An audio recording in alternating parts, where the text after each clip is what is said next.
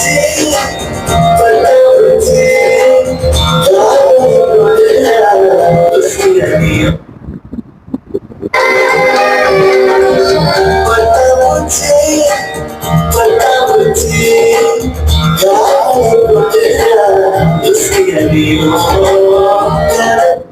சாங்க நம்ம இத்தனை டைம் கேட்டிருக்கோமே, இந்த லைனை யாராச்சும் கவனிச்சிருக்கீங்களா? பாத்தீங்களா, பட்டாம்பூச்சி கால்களை கொண்டுதான் சுவை அறியுமோமா.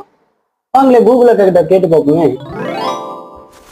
அட ஆமாங்க, பட்டாம்பூச்சி தன் கால்களை கொண்டுதான் ருசி அறியுமாமாங்க. ஏன்னா அதுக்கு வாய்ங்கிறதே ஒண்ணு கிடையாதுங்களாமா. அப்புறம் எப்படி அது சாப்பிடும்? காலிலேயே சாப்பிட்டுக்குமான்னு கேட்டீங்கன்னா கிடையாதுங்க. அதோட உடம்புல பாத்தீங்கன்னா ப்ரொபோசிவ் சொல்லக்கூடிய ஒரு பாட்டு இருந்தாங்க. கிட்டத்தட்ட பாக்குறதுக்கு நாட்டு மாதிரி இருக்கு. அது மூலியமா பாத்தீங்கன்னா அந்த தேனை உறிஞ்சுக்கிறோமாமா.